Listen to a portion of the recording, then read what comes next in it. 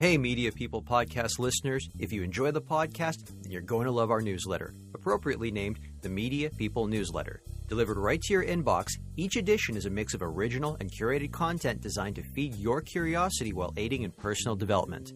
On top of more podcasts, we'll connect you with articles, interviews, and industry events. Subscribe at mediapeople.ca/newsletter or go to mediapeople.beehive.com. That's BEEHIIV. Thanks for listening to the Media People podcast, lively and insightful chats with the people who power the media industry. I'm your host, Victor Genova. For more episodes, you can go to mediapeople.ca or subscribe wherever you get podcasts, including youtube.com/@mediapeoplepodcast. Views expressed by participants are personal.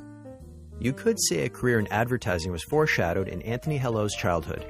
After all, two of his influences were fictional advertising executives, Angela Bauer from Who's the Boss and Darrin Stephens from Bewitched. Anthony was born, raised, and educated in Fredericton, New Brunswick. He moved to Toronto after graduating from the University of New Brunswick, landing an entry-level role working on the Labatt account at Echo Advertising. Anthony moved into senior roles at the Hive, Mediacom, and Bensimon Byrne. During this period, his career became increasingly focused on content marketing. Anthony married an American, and he and his husband decided to settle in New York City, where his career continued with senior-level roles at UMWW and the Mediabrands Content Studio. But in his spare time, Anthony is also a podcaster. He's the producer and host of All the Boys, a podcast dedicated to telling the historical stories of gay men arrested on so-called morals charges, who were then outed in the press for their sexuality. All the Boys is available wherever you get your podcasts. I find myself now among the great layoff of 2023 in the marketing industry. So I am polishing up the resume and also working independently with entrepreneurs to help them with their marketing, to keep my brain sharp and my enthusiasm up. Anthony, thank you so much for stopping by today. You and I go way back. Even though we haven't spoken in a number of years, we did work together. I want to say going back to I think it was 2010. So it's wonderful to catch up to you in this environment. As always, we go back to the beginning. Where are you from? I am from Fredericton, New Brunswick on the East Coast. Oh, Atlantic Canada. Okay, so tell us a little. I think you're probably my very first guest from Atlantic Canada. I'm probably doing an injustice to someone because I can't remember, but no, sorry, you're my second guest from Atlantic Canada. Wait, who was the first?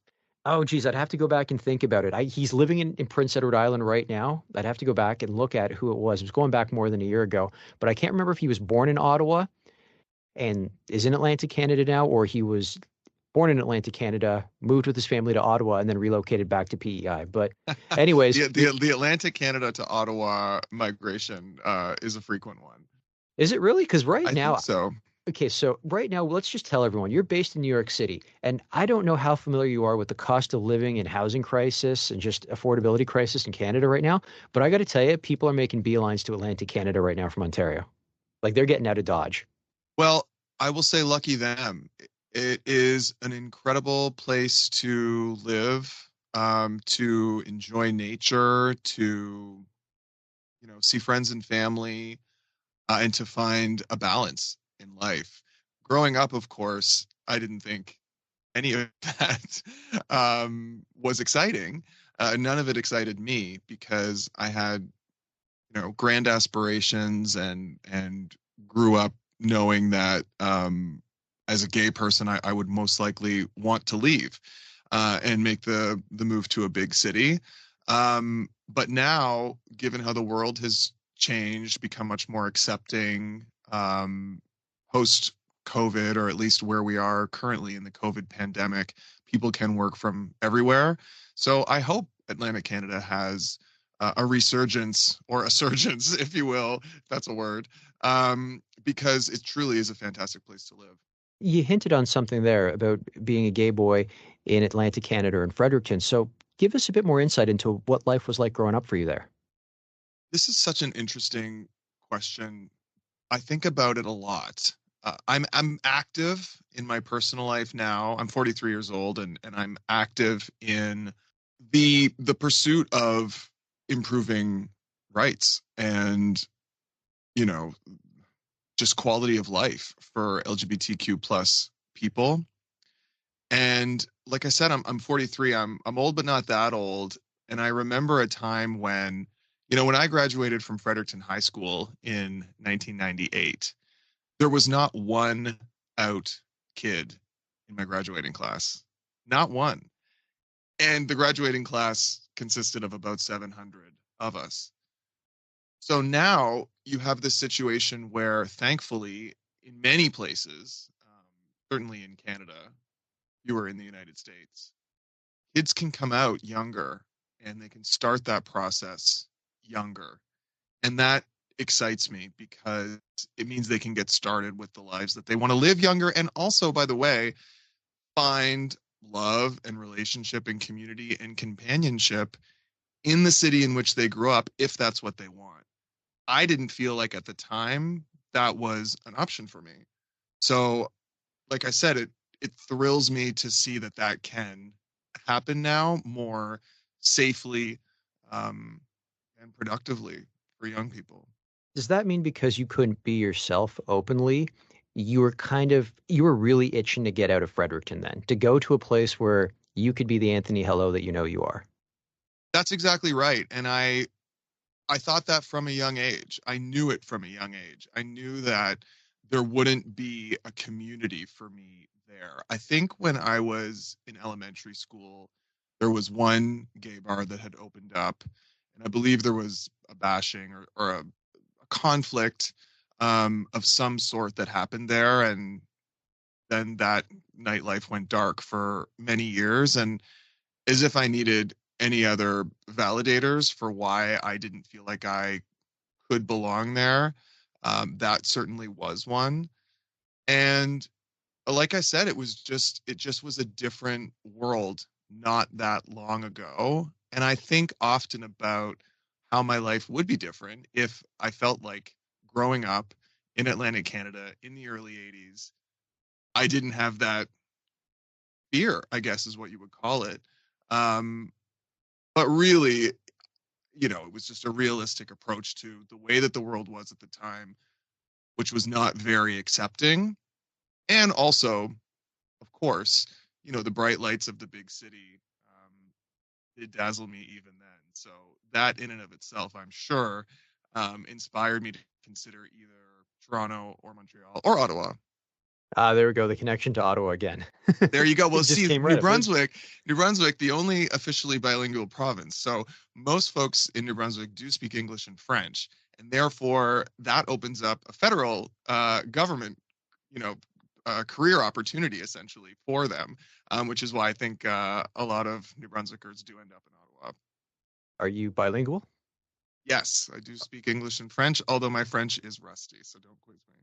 No, I'm not going to quiz you on it. I wouldn't know how to quiz you, but it's funny because that's what I say when I get a chance to speak at colleges. People will be like, what's one skill do you think you have? And I said, God, I wish I'd stuck with French.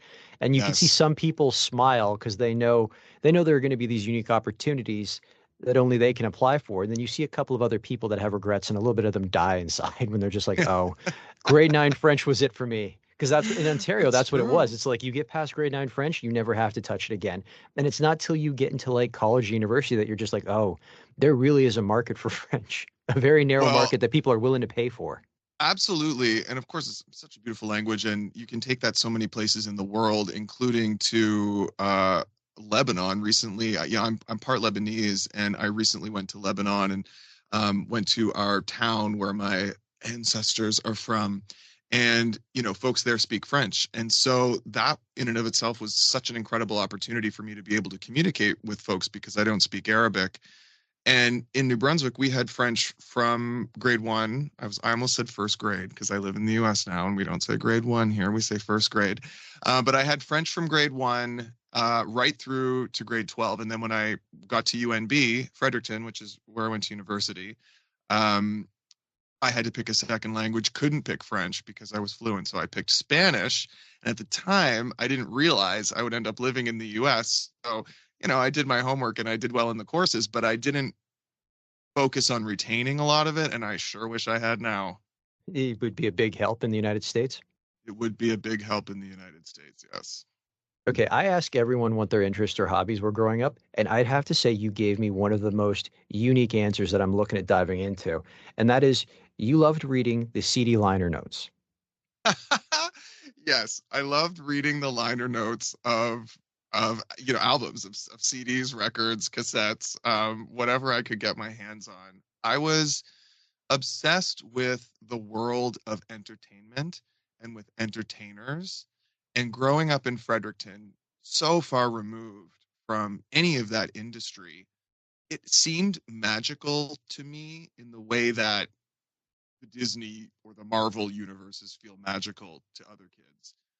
I just imagined this cadre of creative people, musicians and photographers and makeup artists and costume designers and executives and folks coming together to create this art that I would go and buy at the Walmart in Fredericton when it opened up. And for me, reading these people's names, hearing about them, learning about their expertise gave me a kind of hope or excitement about what my own future could lead to, even though at the time I didn't think I had any sort of talent that would place me within the industry outside of potentially working as a quote unquote suit as an executive.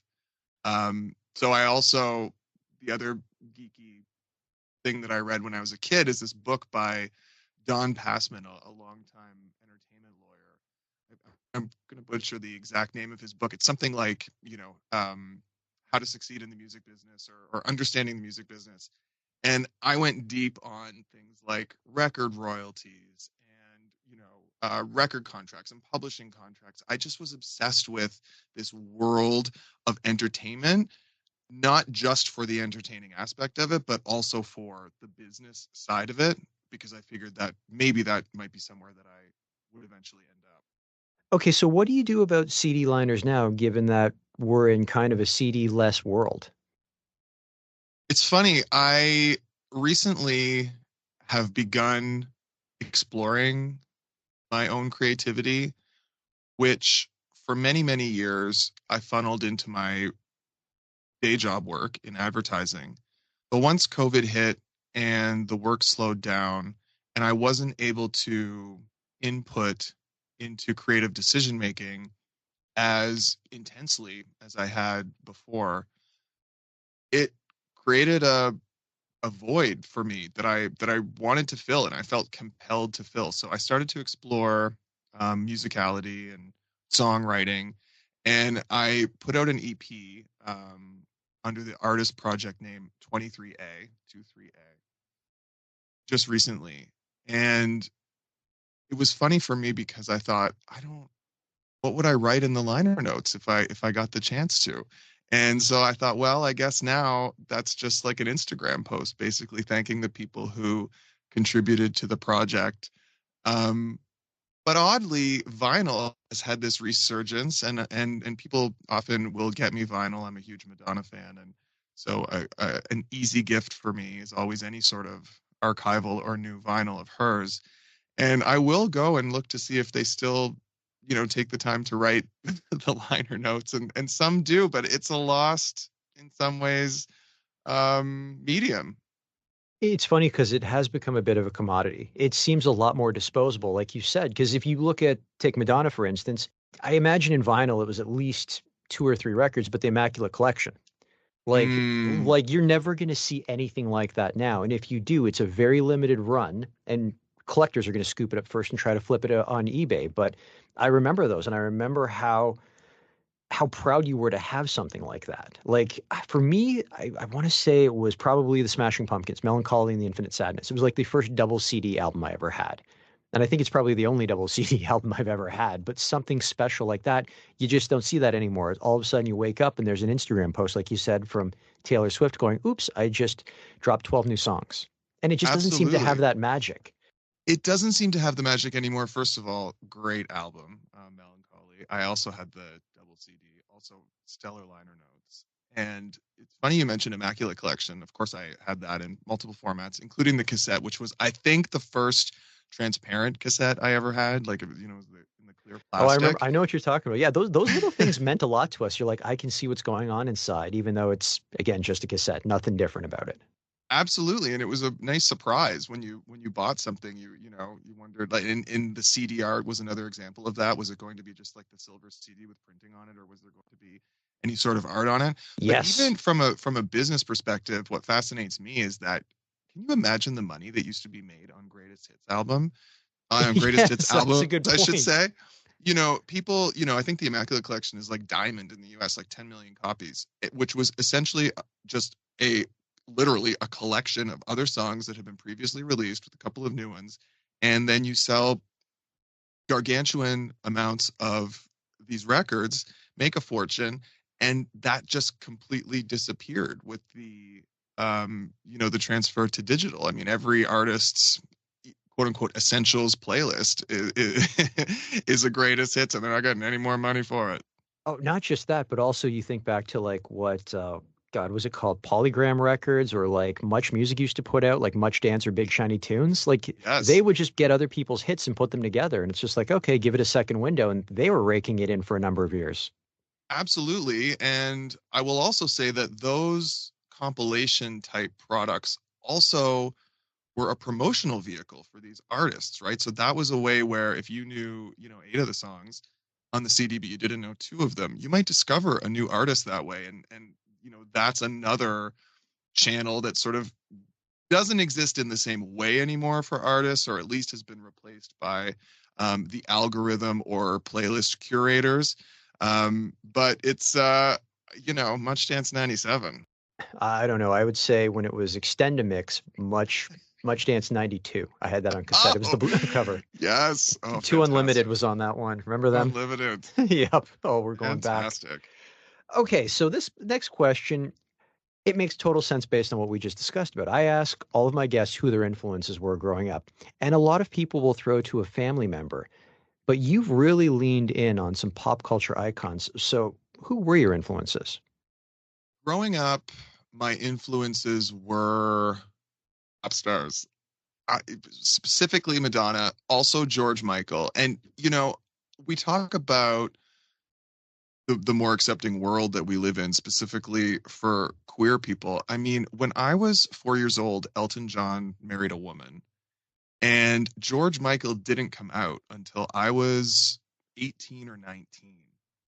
And so I didn't have any queer role models in the realm that most excited me, which was entertainment.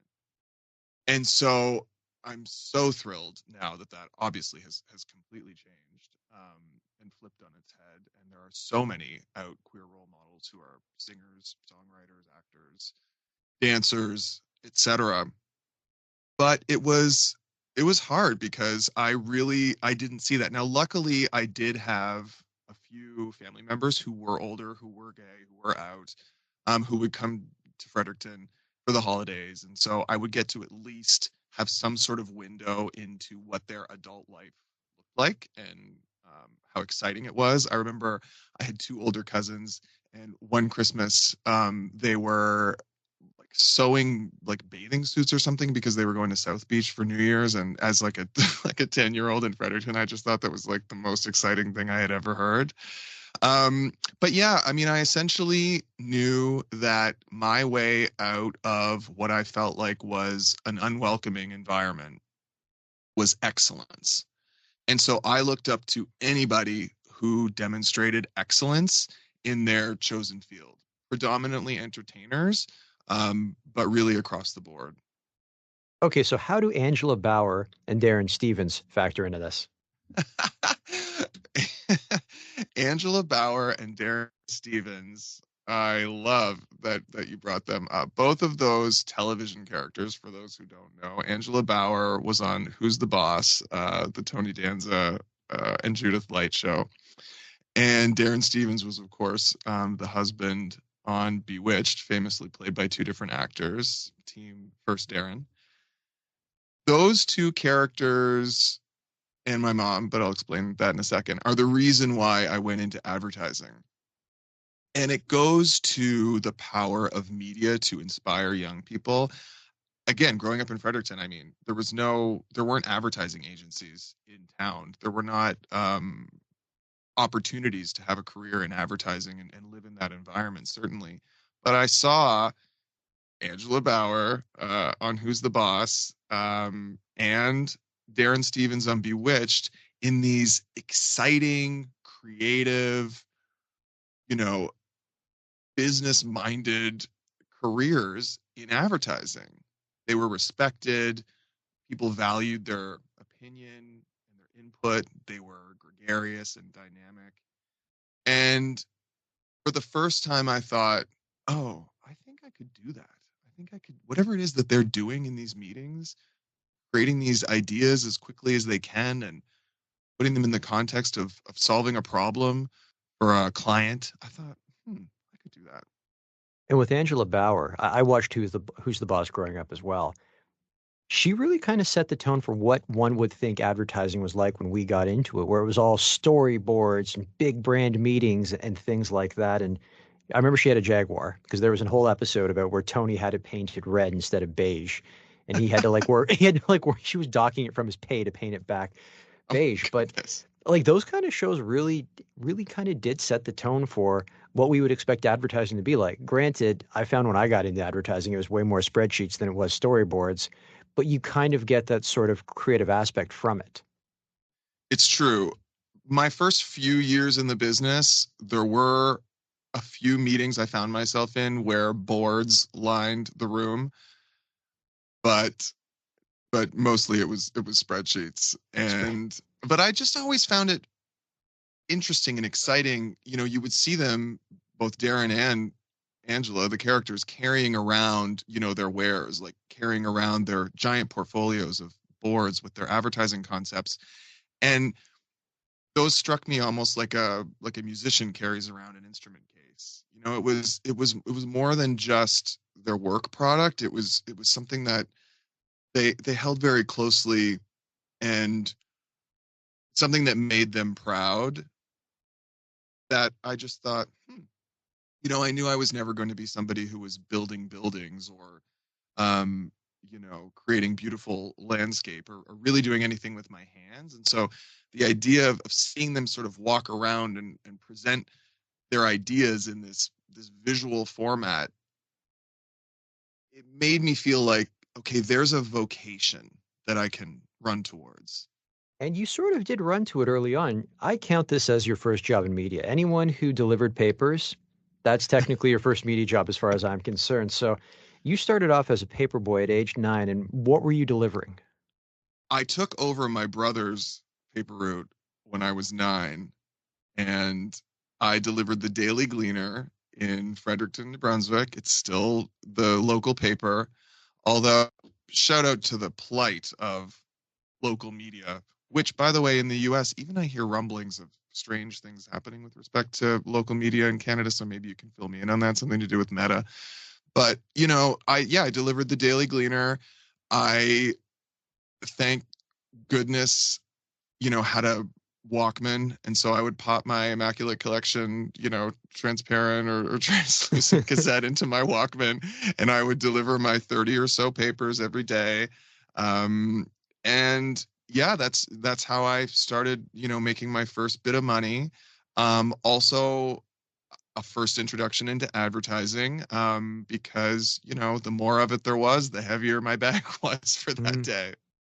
Okay, so to fill you in on what's going on with local news here, the government of Canada pushed a bill through a couple of months ago, and the bill was going to require, it's a very ambiguous bill, very similar to what they did in Australia, but not quite as refined. And with that bill, it was going to force large tech companies that benefit from Canadian not Canadian advertising, but Canadian journalism. It was going to force them to pay a fee. And so what happened was Meta put their hand up and said, you know what, if we're going to have to pay because you think we're benefiting, even though it's a massive traffic driver, organic or otherwise, we're just going to cut out Canadian news altogether. And so now if you're in Canada, and try it the next time you're up here, go into Instagram and say, go to CBC, and you will be blocked from seeing it. You will actually get a notification explaining why you cannot see CBC's Instagram page or their Facebook page. or anything like that. And I believe the block goes as far as even if you use just like a Canadian on Facebook links back to a CBC page, that still gets blocked. So they've totally put a ban on news. However, if you're in the United States and you look up CBC on your Instagram, or look up CBC's Instagram, I should say, you're going to be able to see it. And what happened was Google was holding out for a bit because they were getting close. They had set a deadline for December to block Canadian news from news searches or searches altogether. And then they came to an agreement. It was announced either last week or the week before, where they're going to contribute 100 million to journalism. How that's going to be distributed is beyond me, but it's been a very messy bill up here. I mean, the government says that it's going to help local news, but local news says it's not going to help them. So I tend to side with local news because they know their business model better than some politicians. Wow, that is something. Yeah, it's crazy. And what really bugs people about this is that it's up to the government to decide which social media or which tech companies are captured under this. Because as of right now, it's just Meta and Google, but like Pinterest gets a pass, X is getting a pass currently, and that's why it's very arbitrary.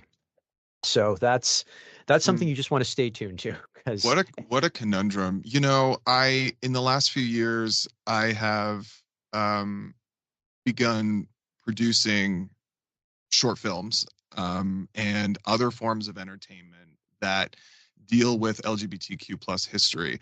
And I use online services that, you know, have databases of local news reporting, you know, since the dawn of time.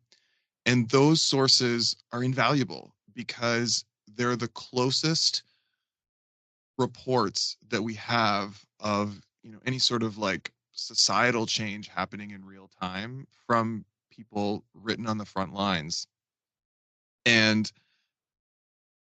wow, I hope that whatever happens with this bill or this legislation or this, like I said, conundrum, that that they do somehow figure out a way to continue funding specifically local news media.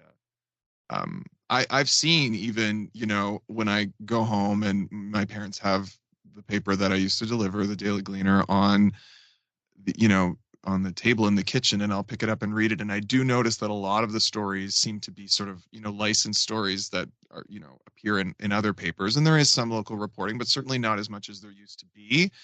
And what a shame for both journalism and journalists if we lose the ability to codify what happens in our communities on a daily basis for reasons like that. I mean, they're the only ones that are going to hold local politicians accountable. Like everyone else is That's focused on exactly it. Ottawa and Toronto and the other big markets. But yeah, like you said, Fredericton could fly under the radar. That's exactly it. And it is typically like the smaller communities that, you know, that do suffer from that because there's just simply not as much commercial demand for the content. But if we zoom out and look at the broader historical context, we need local reporting. So hopefully, you know, we all figure out a way to have it continue. You were itching to get out of New Brunswick, but you chose to stay local for university. So why did you pick the University of New Brunswick and why study business? I decided to go to UNB Fredericton for two reasons. First of all, because it is a great school, no question. And at one point, I was considering going to law school, and UNB famously has, or at least had, um, a a reputable, respected, prestigious law school. The second reason, of course, is that I lived in Fredericton and I could live at home and save a ton of money. I did not want to graduate university with student loan burden if I didn't have to. So I went to school at home. I worked consistently during the academic year and in the summers. Got a little bit of help from my family and some bursaries and scholarships, and did graduate without student loan debt, which remains something that I'm incredibly grateful for. My husband was not able to go to college in his town. He went to the University of South Carolina and is still paying. And it's funny because Atlantic Canada, I know, and you and I are pretty much the same age, and I know Atlantic Canada at the time was notorious for having some of the highest tuition rates, but I imagine his probably his 1 or 2 year tuition rate was probably equivalent to what you paid for 4 years, if not even a little bit more. I would think so. If I remember correctly, my first year of tuition at UMB was in the $2,000 range, Canadian, of course. Okay, so that was wow. Okay, maybe it was Nova Scotia because I started university at Brock University in September of 2001, and I remember hearing that Atlantic Canada, and usually they were just picking on Nova Scotia, was in like the $5,000 to $6,000 range, and I was at 4,200, and I was just very happy to be that. So you were basically paying what in province students were paying in Quebec because they've also got very low tuition rates that are like that. Yes, that's correct. And I cherish that, what I consider to be an advantage in my life, particularly when um sneaking ahead a little bit, like when I came to the US and began working here and speaking with my colleagues, hearing their what I consider to be horror stories about their student loans and what they had to pay to go to school created a just a bastion of gratitude within me that I did not have to do that. Okay, so after graduation, you said it took a 4 month search, but you got hired at Echo Advertising. So I guess this is your first break in the advertising industry. Have I got that right? That's correct. So I graduated from UNB and had my business degree in marketing. I again, I followed in the footsteps of Angela Bauer and Darrin Stephens, got my business degree in marketing. And by the way, I mentioned my mom earlier having a role in that decision. I wasn't really sure what to do when I was graduating from high school. And my mom said, well, there's arts, there's science, and then business is kind of in the middle. And I thought, well, that sounds like me. So I did go to UNB, got my degree with a concentration in marketing, and had an incredible offer from my uncle who lived in Toronto. He said, come out here, stay on my couch for a few weeks until you get a job, Nice. and and then I'll help you get set up. And a couple of weeks turned into 4 months, which now doesn't sound like a lot, but when you have like a 22-year-old and a 50-year-old, and both are gay men, living in a one-bedroom apartment, one of whom is on the couch, it can get a little crowded a little fast. So, but thankfully he let me hang out there until I got my job at Echo, and that first job delivered for me. I woke up every morning excited to go to work there. I couldn't believe that I worked at an ad agency. To this day, I'm in touch with most of the people um, with whom I worked there. We had the best time, work hard, play hard to the extreme, collaborative, beautiful culture. And it became my training ground. I had an incredible manager there, well, a few incredible managers there who really trained me. And I think often we've lost a bit of that now. This notion of really taking the time to spend time with your juniors and train them on the realities and intricacies of the business. I got that there. We worked on the Labatt account. We did promotions for all of the Labatt brands, and it was a blast. Did you realize going in how big it was to work on a beer company? Because that's kind of like a dream client. Like they have got cash to spend and they're willing to do very creative things with it. At the time, I did not realize that, to be honest. I was not a beer drinker. I was a young gay. And just the beer culture, uh, including hockey and sport and just everything to do with beer and beer culture was not at all on my radar. So that part of it didn't excite me at all until I got the job and started working there and really understood that it's not about, of course, for the work, it's about the brand and it's about the culture and all of those elements. But for your career, it really doesn't matter what you're working on, provided you have a challenging assignment and a supportive team around you, and clients who you can make happy. But at the same time, too, even though beer culture appeals to a lot of things that you're not interested in, did you find yourself getting into that stuff, at least learning about it because you're like, okay, this is important to our clientele, so it's got to be important to me. Like kind of the adventure of learning about what the consumer likes. Absolutely. My environment has always influenced me, substantially. And as soon as I got the job there, I started drinking beer.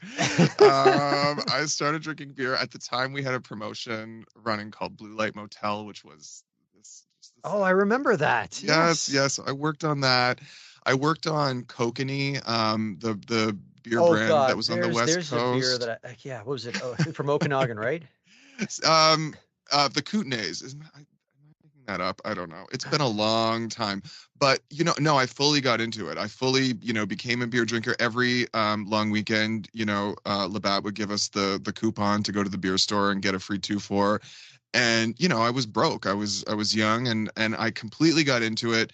Um, we would go to Labatt all the time to meetings at the office down on Queens Quay, and yeah, absolutely. I completely got into it. I immersed myself in the culture because I knew that doing so would be essential to me succeeding at the work.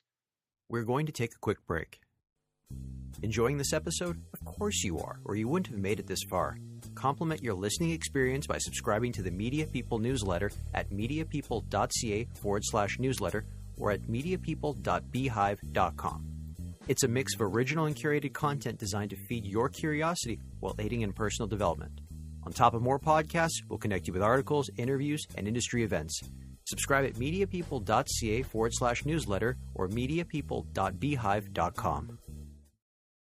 Your departure, though, from Echo Advertising, kind of symbolic to what a lot of people, especially agency side of the business, have to face, whereas the client moved on to move their business elsewhere, and that usually means the team has to be disbanded. So how did you find your next role at the Hive?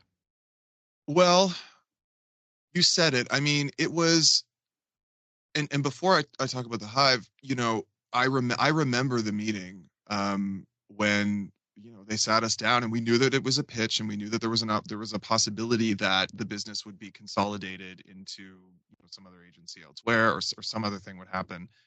And I remember the meeting when they told us that the decision hadn't gone our way. That was how it was positioned to us, and in the room, we all got the message like, hey, we're going to help you find other work, but this is it. And so that was a jarring experience for me, certainly. It was tough. It was tough, but I at the time I reached out to a recruiter, or I believe a recruiter reached out to me actually, and was staffing a account supervisor position at the Hive, and I went in to meet with the team there. The Hive still a flourishing agency from what I can tell, from the folks that I hear from and from social media. And what excited me about the role at the Hive was that I would get to work on U.S. business. What was so attractive about that? I just had always been obsessed with American culture and just the American influence on the world. Growing up in New Brunswick, we were like an hour or two drive away from the border. And so we would go to Maine quite often, and we would go there for our summer vacations down to Old Orchard Beach. And so, the US was always on my mind. And I thought, well, what an interesting opportunity career-wise to be able to influence marketing work, in the States. And at the time, the Hive had the American business for Brown-Forman, which is the beverage conglomerate. Um, they own Jack Daniels, and that's the brand that I would be working on. And once again, I had never, had whiskey before, was not involved in any of the cultural tent poles that Jack Daniels supported, like NASCAR racing and indie alternative music and so on. But fully immersed myself in that, and again found myself in a company with the most intelligent, supportive, boisterous, joyful team you could imagine. Did bottles of beer switch to shots of whiskey? They did. You've got to be loyal to the They you did, got to be loyal to although the customer. you certainly have to be loyal to the customer. However, I will also say that at the time, the Hive had quite famously Miller Genuine Draft as a client, and so I did sort of have a bridge strategy of enjoying the Miller Genuine Draft on my way to enjoying Jack Daniels. How did your role change from what you were doing at Echo? Because you were an account coordinator there, and now you were an account supervisor. Rick Shaver, the one of the partners at the Hive, he said to me when I joined, "You will become more valuable here for what you know than what you do." When you first start in the industry, it's all about accuracy, efficiency, being the second, third, fourth set of eyes on something, ensuring quality control for the agency. And as you advance, then you begin to flex your strategic muscles.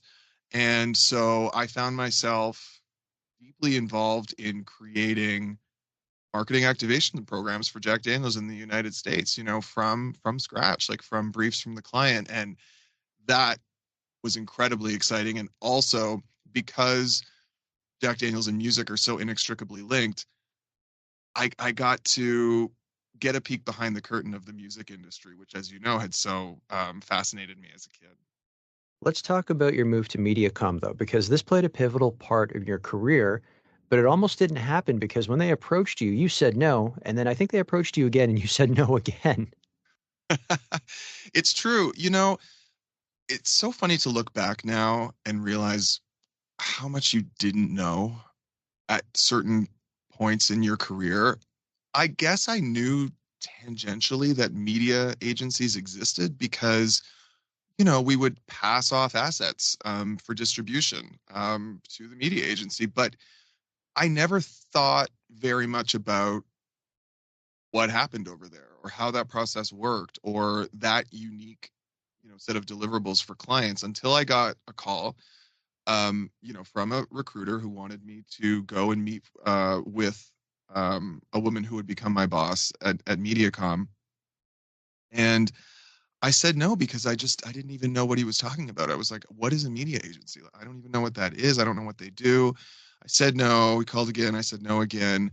And then I had booked a staycation in Toronto. I was just going to hang out for a week, and he called again and said, what are you doing? I said, I'm going on vacation. And he said, okay, well, I mean, if you're going to be around, like, the office is in Dundas Square. Like, can you just go for a half an hour? I really think that you will love, this woman who would potentially become your boss. And so I did. And of course he was right. I went, I got it immediately when I walked into the offices. I completely understood the remit, the the challenges, the opportunity specifically that working at an agency that controlled such a huge portion of the advertiser's budget, presented, and completely fell in love with Misa Kim, was her name, um, and took that job at Mediacom and spent years there. Unfortunately, Misa got sick shortly after I joined the team and passed away, which became really one of the first tragedies, I would say, in my adult life because of how I idolized her, truly. You know what was interesting about what you said? They were headhunting you, they were approaching you, and you didn't even know what a Mediacom was. It just goes to show how many people are really observing your work, and you don't even know it. Like, it's like you're always on stage and always performing without even realizing it. That's true. I hadn't thought of it that way. And actually, I don't even know if I ever asked, like, how did you find me? But there I found myself. And I know that Misa had heard good things about me, but I even saved a couple of the emails that we exchanged very early on in that recruitment process. And she said to me in the email, this position will be a reach for you. She said, you're not there yet. Like, you're not qualified for this position yet. It will be difficult for you. There will be a steep learning curve, but I believe you can do it. And I mean, what are you going to say to that other than yes? Oh man, that's so crazy. They really want you. They keep chasing you, and then when it kind of comes to it, and you guys meet, it's just like, well, here's some doubts, but we know you can do it. And it's just kind of like, wait, what?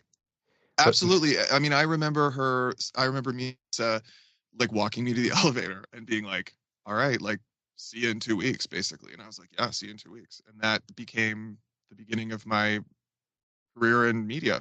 and you served as an account director there, but then you also had the role of director of content. Let's speak about that one. What did that entail? At the time that I got hired at Mediacom, we were not yet using the word content. So I think my title was something like account director of promotional marketing.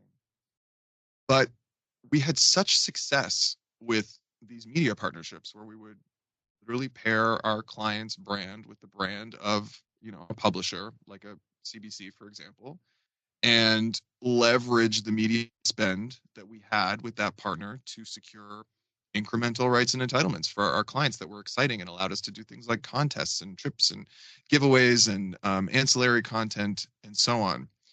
And we had such success doing that the Mediacom organization, WPP at the time, looked at Canada as a model of what they could replicate in other markets. And they decided to really truly operationalize content within the media agency, which hadn't been done, as a specialist service per se, until around this time. And so that's when my title changed to director of content, and we started using that word, which, as we now know, defines the industry. What brought you to Bensimon Byrne, and what did your role as the business lead there entail? One thing about media agencies and the media agency world is that it's cyclical from a business standpoint. At least in my observation, you are hot, hot, hot, or you are not, not, not. Clients are coming in the door faster than you can service them, or leaving faster than you can reassign people. And quite frankly, Mediacom went through a not, not, not period towards the end of my tenure there. And I began to look at opportunities where I could essentially learn more in more of a leadership role elsewhere. And so the opportunity to work at Bensimon Byrne came along, and I joined that organization and worked on Scotiabank predominantly back in the hockey world. So again, it's so funny. So much of the work that I've done in my career has no intersection with my interests personally, but because I found myself surrounded again by folks at Bensimon Byrne and at Scotiabank who were so delightful and passionate and impassioned that, I fell in love with hockey and that culture and running hockey promotional campaigns for the bank. Let's talk about your move to New York, though, because we've got you growing up in Atlantic Canada. You relocate to Toronto, and you're going to New York for advertising. I mean, that is kind of like our mecca, if we could look at it that way. So, what brought you there, and specifically, tell us a little bit about the role you took up at Worldwide there. Sure. So while I was at the Hive, actually, if I go back in time a little bit, back to 2005, picture it. I'm on a business trip in Columbia, South Carolina, of all places. And, little gay boy from Fredericton finds himself in Columbia, South Carolina, hawking Jack Daniels. And I had, and it was as surprising to me as it is to you, believe me. And I had a night off. We were literally doing bar promotion. So we had designed the entire promotional program in Canada, and then we came to the US to actually, oversee the execution of those. And I'm at a bar on my night off, and, it was the only gay bar in town. And I had to go through a few layers of security to even get in the door. And it was early in the night. I walk into the bar, and this guy is bartending, and it was basically just him at the bar and me walking in at like 5 o'clock or whatever it was. And I looked at that guy, and I swear to God, I am not a woo woo person, but I thought to myself, I'm going to marry that guy. And it came through me like a bolt of lightning. And I mean, spoiler alert, I married him. But Okay. at the time, it just we met, we chatted, we became friends. This was before Facebook, before social media. But once those came around, we ended up reconnecting on social media.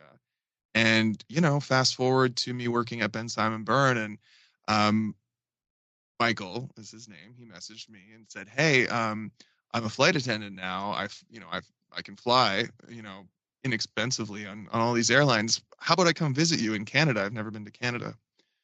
And I said, "Sure." And that became, the beginning of my relationship with my now husband. And so, we spent a lot of time dating. And once we got engaged, we had to decide, are we going to live in Canada or are we going to live in the US? And he was living in Boston at the time. And Boston does actually have a somewhat thriving advertising or marketing industry. And I thought, okay, well, maybe we'll move to Boston. But I had a friend who I worked with at media. Well, actually, while I was at Mediacom, he was at another one of the media agencies, and we were always very competitive. And he had since moved to New York and had gotten a job at Universal McCann at in their J3 business unit, which serviced Johnson and Johnson. And so he and I were talking, and he said, if you're going to move to the U.S., do you want me to see if I could, put you in touch with people here who might have a job for you? And that was so big for me to consider that I would go to New York and work in advertising in New York, just like Angela Bauer and Darrin Stephens. And so I said, of course, Michael and I talked about it. He could transfer to New York with his airline. And so Trevor, my friend, put me in touch with the folks at got a job there, and I left Bensimon Byrne on a Friday with my luggage and went to the airport and moved to New York. Jesus, and the role you landed at Worldwide, you were SVP Group Director of Content Management. So what did that entail? I didn't start at that level. I started as a group director, which was a promotion from my role that I had at Bensimon Byrne. It was a level step up. And it was actually an incredibly similar situation to when I joined Mediacom, where the content practice was still nascent, still in its early stages at but strongest on the Johnson & Johnson business. And so they had a ton of opportunity there. The piece of the business at the agency was growing.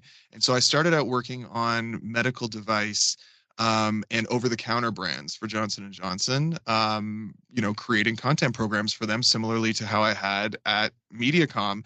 And what a heady, exciting time that was. And can I jump in on there for a second? Because Sure. The advertising laws in Canada are very restrictive when it comes to the medical industry, but they're far more liberal in the United States. I don't want to say you can do whatever you want, but a hell of a lot more here. So you were kind of entering a space that otherwise, correct me if I'm wrong, you would not have had the opportunity to enter in Canada.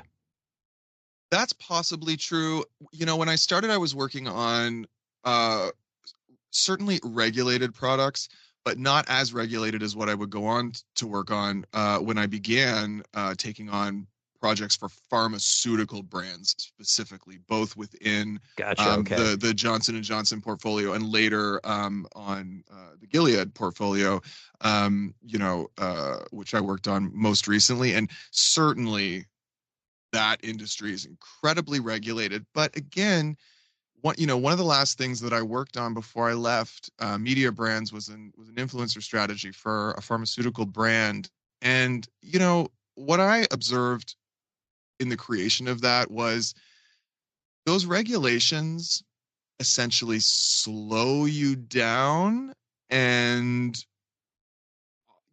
obviously present certain blockades.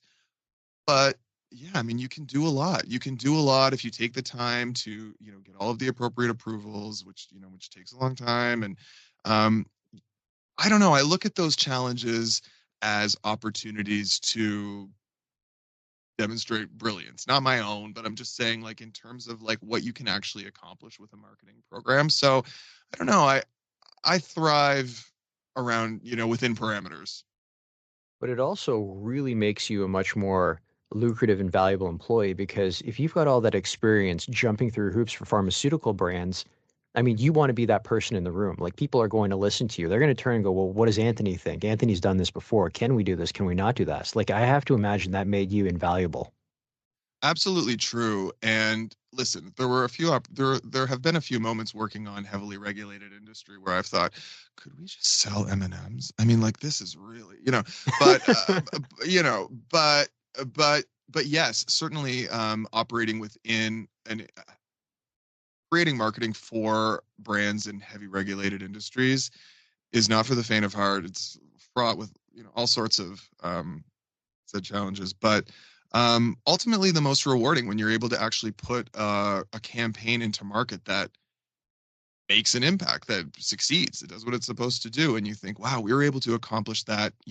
I mean, we did a program, probably the program that I'm most proud of would be a 7-country marketing activation we did for AccuView brand contact lenses, which is obviously a brand of medical devices within the Johnson & Johnson portfolio.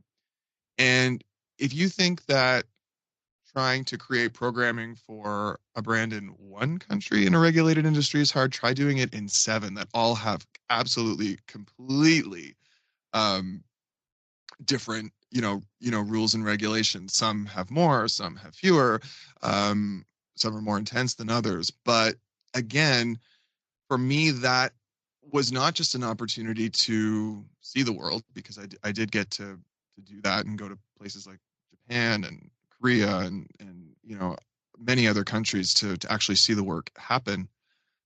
But also to see what is possible when you have this dedicated team of people who just jump in. This was a project that everyone who worked on it joined it because the challenge excited them. We took over, this is a true story, we took over a closet. I'm not even, found myself back in the closet in New York, but we took over a closet and we, the 8 of us, I think, who worked on this 7-country marketing program back in, I want to say 2018, 2019, we didn't even sit at our desks. We went in every morning, we sat around that table in that closet, and we built that program from nothing. And, it was, what an incredible opportunity. That closet sounds like it was bigger than most people's homes.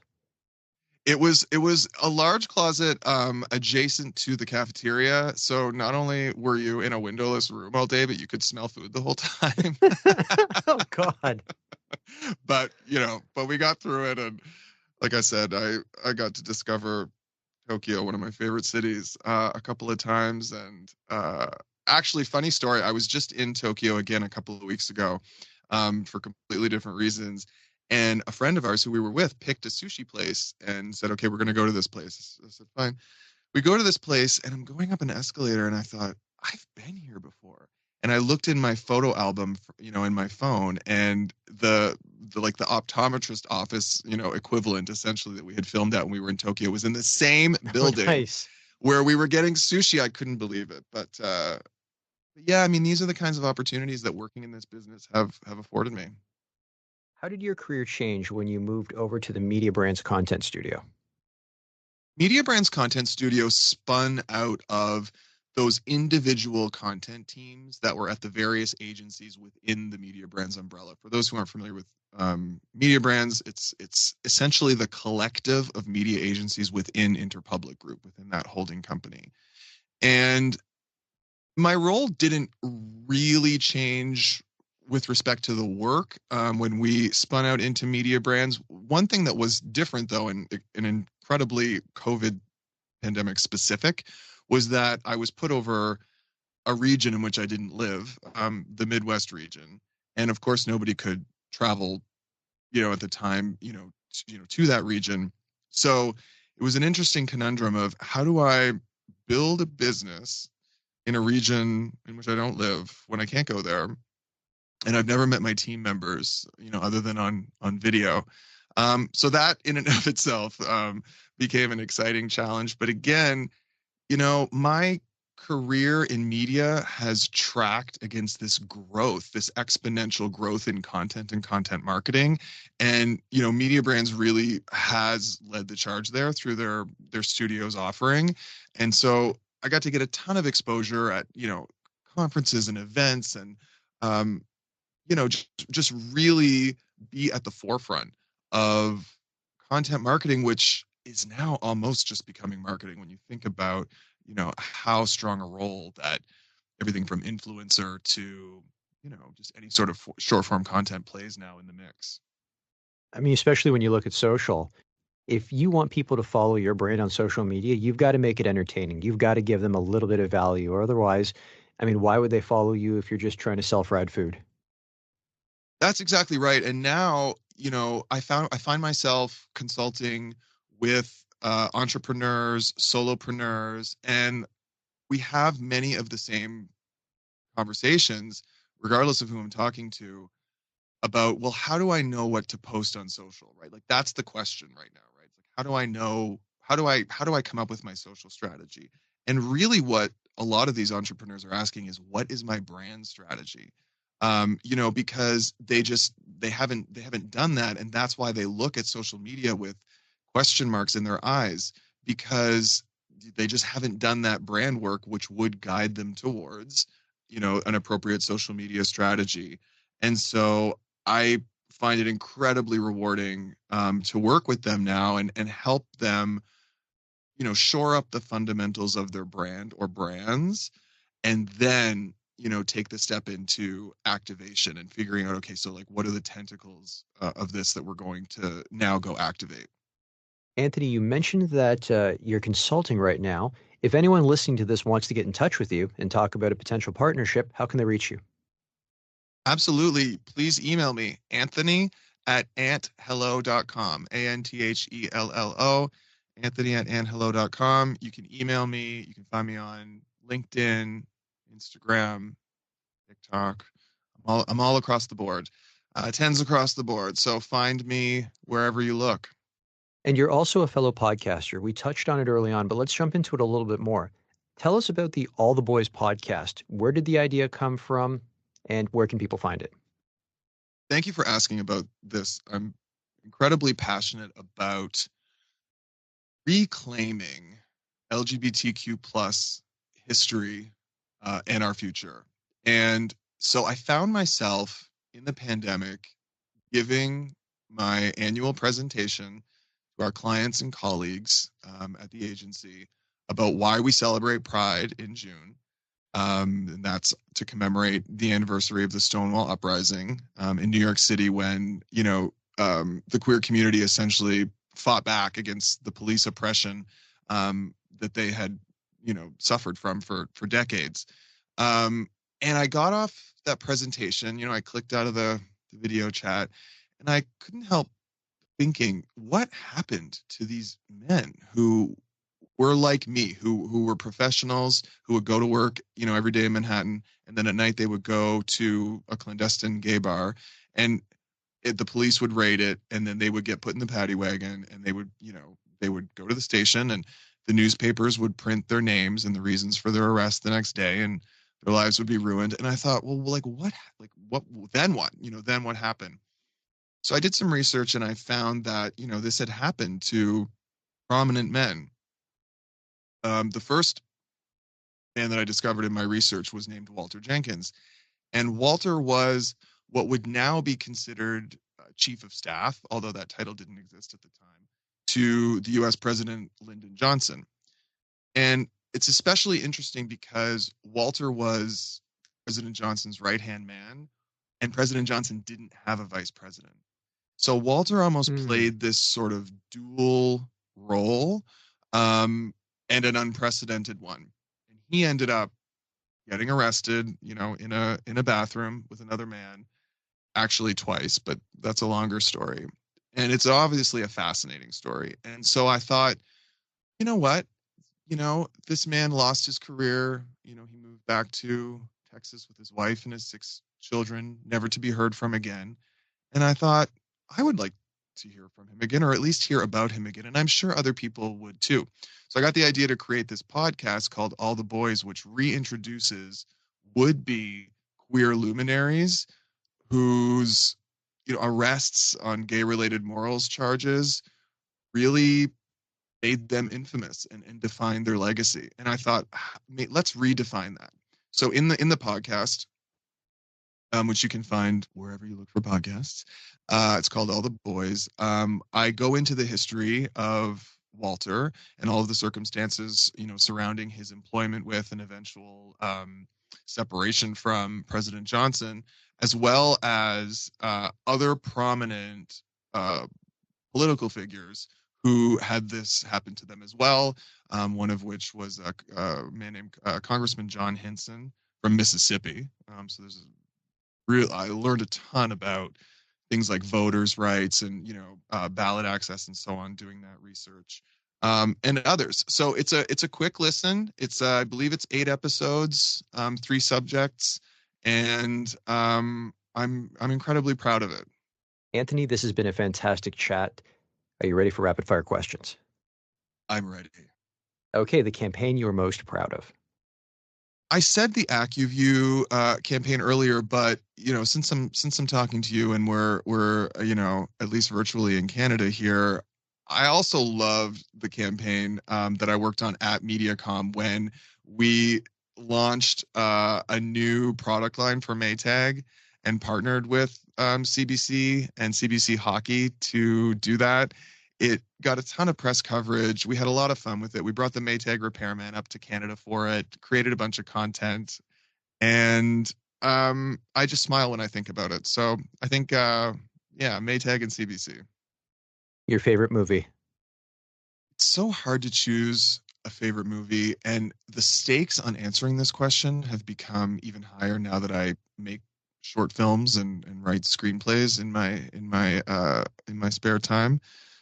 But I watched a movie the other day called Stranger by the Lake. I think it's called Strangers by the Lake. I believe it's a French film. It's subtitled, and it's an incredibly creepy queer suspense film. So Strangers by the Lake, I love. And then just for a recent favorite, I just watched May December on Netflix with Julianne Moore and Natalie Portman. It's a Todd Haynes film, and I strongly recommend that one. If Hollywood were to make a movie based on your life story, who would you want to play you? Well, I used to say Billy Zane because he's bald and I'm bald. We kind of have similar facial features. But now I would want to cast a queer actor. I can't think of any that look like me, but I'll just aim high and say Jacob Elordi. Okay. So my follow-up to that, if Hollywood were to make that movie based on your life story, what would you call it? From New Brunswick to New York. Your favorite book? Memoirs of a Geisha. Your favorite song? Vogue.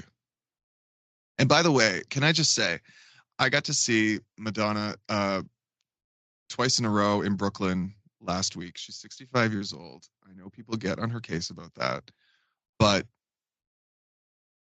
she says in her show, she says the most controversial thing I've ever done is stick around. So please, when you're talking about Madonna, just check your ageism. Just check it. Just check it, because she's killing it on a sold-out world tour. And I really think that the attacks on someone's age like that come from a place of fear. Like, maybe, am I going to be that cool when I'm 65? I don't know. So anyway, yes, she did Vogue, and it was great. Not even that cool, but that healthy. Because That's healthy. It's not like she just stands on stage in front of a microphone, and no disrespect to Celine Dion, because I know she's got some health issues, but she's choreographed. Like, that show is a full-on production. Like, it's a full-on production, and this is what, my husband, I drag him to these shows, and he has no interest in coming, but every time we leave a Madonna concert, he always remarks upon the production, specific her, of course, because she always surprises non-fans, but the production, it is the highest level of production that you can see in an arena show.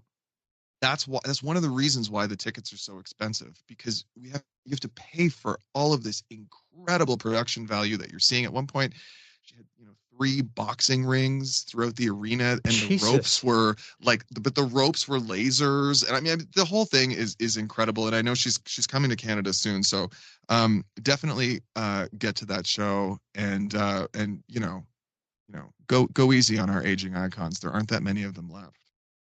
Okay, so let me ask you quickly about the concert. Madonna's gotten to this point where she's got more songs than there usually is time in a typical concert. Do you come away from it going, why did she leave that one out, or did she leave any of your favorites out? I imagine she did Vogue. It'd be an injustice if she didn't. Being a Madonna fan is always interesting because she is not an artist who sits around thinking about how can I make my fans happy. She's an artist and she puts forward what she wants to put forward. So on past tours, the set list of her shows focused on the album that she was promoting. This tour, the Celebration Tour, is marketed as a greatest hits tour. So you think, well, she's going to look at her top 10, top 20 hits and put those into a pleasing order, and that's going to be the show. But what she actually did was somehow figured out this collection of songs that were both commercially successful and also not commercially successful, but fan favorites, and combine those into the most satisfying set list I cannot even tell you that I could have imagined. But when you've been singing for 40 years and you have 50 number one hits, by the way, she has 50 number one hits, there are going to be songs that don't appear on that set list. So all we can hope is get another tour at some point and some more of those make it. The best advice you have ever received? Work it like you own it. That was given to me by Misa Kim, my boss at Mediacom, which is essentially another way of saying fake it till you make it, but she didn't like the connotation of fake it. So she would say, work it like you own it. You're nervous? You've got this. Go in, give them everything you've got, and if you don't have everything they need, follow up with it. My signature closing question, if you weren't in media and marketing, what would you be doing and why? If I wasn't in media and marketing, I would be probably a journalist. We're in an age right now where misinformation, disinformation, dupes and fakes get a lot of attention.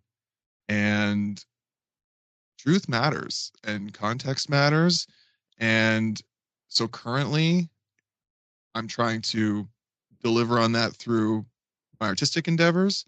But if I needed to find another profession, it would probably be in reporting the facts and maintaining information integrity. Anthony, this has been a fantastic chat. Thank you so much for stopping by. Thank you for having me. That's it for today's show. For more episodes, you can go to mediapeople.ca, your favorite podcast platform, or youtube.com/@mediapeoplepodcast.